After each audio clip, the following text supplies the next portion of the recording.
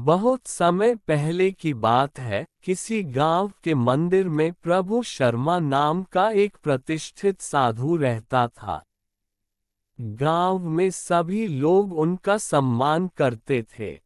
उससे अपने भक्तों से दान में तरह तरह के वस्त्र, उपहार, खाद्य सामग्री और पैसे मिलते थे। उन वस्त्रों को बेचकर साधु ने काफी धन जमा कर लिया था। साधु कभी किसी पर विश्वास नहीं करता था और हमेशा अपने धन की सुरक्षा के लिए चिंतित रहता था। वह अपने धन को एक पोटली में रखता था और उसे हमेशा अपने साथ लेकर ही चलता था। उसी गांव में एक ठग रहता था। बहुत दिनों से उसकी नजर साधु के धन पर थी। ठग हमेशा साधु का पीछा किया करता था, लेकिन साधु उस गठरी को कभी अपने से अलग नहीं होने देता। आखिरकार उस ठग ने एक छात्र का वेश धारण किया और उस साधु के पास गया। उसने साधु से मिन्नत की कि वह उससे अपना शिष्य बना ले, क्योंकि वह ज्ञान प्राप्त करना चाहता था। साधु तैयार हो गया और इस तरह से वह ठग साधु के साथ ही मंदिर में रहने लगा। ठग मंदिर की साफ सफाई से लेकर अन्य सभी कार्य भी करता था और ठग ने साधु की खूब सेवा की और जल्दी ही उसका विश्वास पात्र बन गया।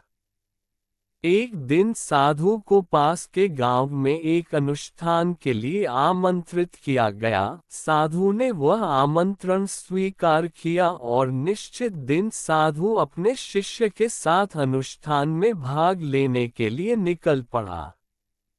रास्ते में एक नदी पड़ी और साधु ने स्नान करने की इच्छा व्यक्त की। उसने पैसों की गठरी को एक कंबल के भीतर रखा और उसे नदी के किनारे रख दिया। उसने ठग से सामान की रखवाली करने को कहा और खुद नहाने चला गया। ठग को तो कब से इसी पल का इंतजार था। जैसे ही साधु नदी में डुबकी लगाने गया, वह रुपयों की गठरी लेकर चंपत हो गया। शिक्षा: किसी अनजान व्यक्ति की चिकनी चुपड़ी बातों में आकर ही उस पर विश्वास नहीं कर लेना चाहिए। बहुत समय पहले की बात है, किसी गांव के मंदिर में प्रभु शर्मा नाम का एक प्रतिष्ठित साधु रहता था। गांव में सभी लोग उनका सम्मान करते थे। उससे अपने भक्तों से दान में तरह तरह के वस्त्र, उपहार, खाद्य सामग्री और पैसे मिलते थे। उन वस्त्रों को बेचकर साधु ने काफी धन जमा कर लिया था। साधु कभी किसी पर विश्वास नहीं करता था और हमेशा अपने धन की सुरक्षा के लिए चिंतित रहता था। वह अपने धन को एक पोटली में रखता था और उसे हमेशा अपने साथ लेकर ही चलता था। उसी गांव में एक ठग रहता था। बहुत दिनों से उसकी नजर साधु के धन पर थी। ठग हमेशा साधु का पीछा किया करता था, लेकिन साधु उस गठरी को कभी अपने से अलग नहीं होने देता। आखिरकार उस ठग ने एक छात्र का वेश धारण किया और उस साधु के पास गया। उसने साधु से मिन्नत की कि वह उससे अपना शिष्य बना ले, क्योंकि वह ज्ञान प्राप्त करना चाहता था।